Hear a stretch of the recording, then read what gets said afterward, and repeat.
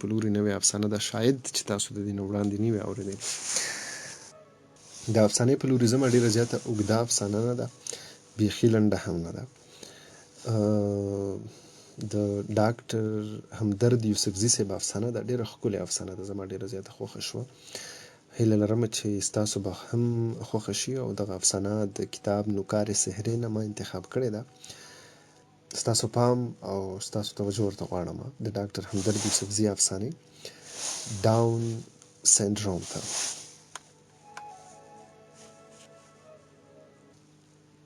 سادیه په دغه وجه هم بلا خوش قسمته وه چې د دغه دومره لوی ناروغۍ سره بیا هم د هغې په زړه کې سوری نه و. عموماً په دغه ناروغۍ کې د 50% ماشومانو په زړه کې سوری وي. د هغې لنډ واړه واړه او د نارمل ځای ښکته غوږونه، د سترګو لږ لږ کوږوالی، غټه راوتلې ژبه، په دواړو لاسونو کې نیغې کرښې، د خپو په ګوتو کې زیاته فاصله، همدغه نښې وې چې ما په لومبي ځل دغه ماشومه تشخیص کړه. ما به ورته وې دا د ډاون سنډروم یوه پیدایشي ناروغي ده. په اول ځل چې کله دغه ماشومه ما کتله، نو د اصولو تر مخې ما یې مور ته ووې دا ماشومه یوه خاص بیماري لري چې ډاون سنډروم ورته ویلی شي. دا ماشومه به په ذهني او جسماني توګه د نورو ماشومانو غوندې نه وي. ذهن به یې کمزوري وي، خبرې به ناوخته زده کوي، خو ته به داسې وکړې چې بل ځل چې راځې نو ورسره به پلار هم راولې چې ستاسو مکمل کاونسلنګ وکړی شم.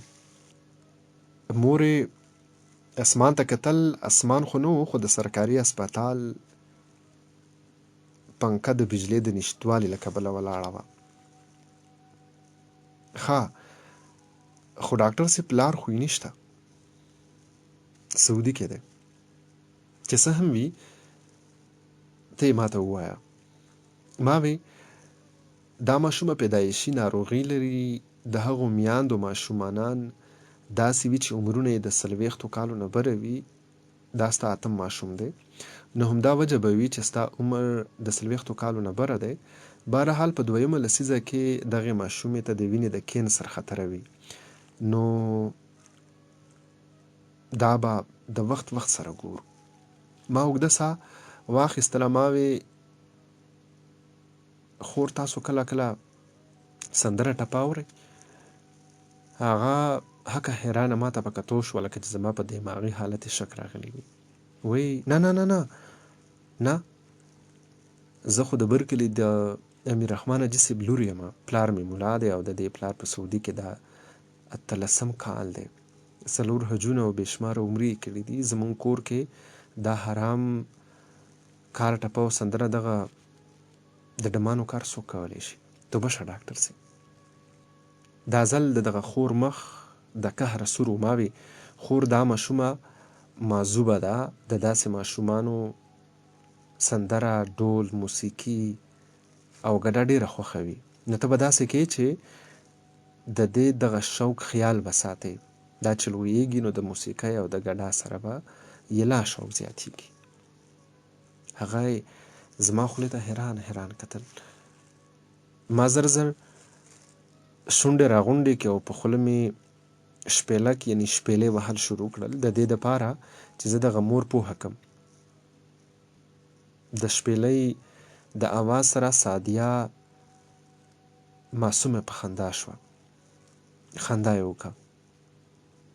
د هغې په کوچني سترګو کې په اول ځل مسکا خوره شوه. لاسونه وهل یې هم شروع کړل. مور یې زما شپېلې ته او د خپلې لور خوشحالۍ ته بیا حیرانۍ واخیسته. کلونه تیر شو. سادیه چې د 18 کالو شوه، نو ما شاید دا د هغې د وړوکوالي نه پس په 3م یا 4م ځل ولیده. د هغې معصومیت اوس هم همغه شان و. خبرې یې لا سمې نه وې زده کړې. دا ځل یې سینه لږه شان خرابه وه. ما ورته د معاینې نه پس دوا ولیکله. اچنک مې 18 کاله زړه خبره ذهن ته راغله. ما وی دا سندره اوري، دا ټپه کوي، دا لاس وهي، ګډا کوي که نه.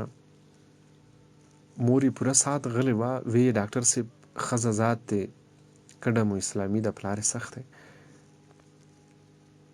ما وی دا معصومه فرشته ده، دا د دې د بیمارۍ حصه ده.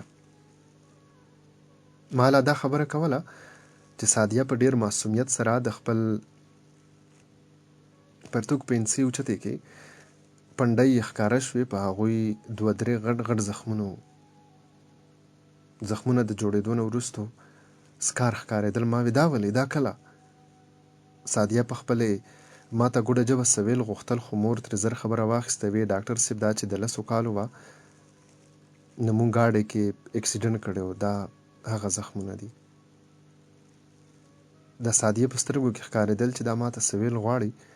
ما زر زر خپل موبایل راواخیستو، زر مې په تیز آواز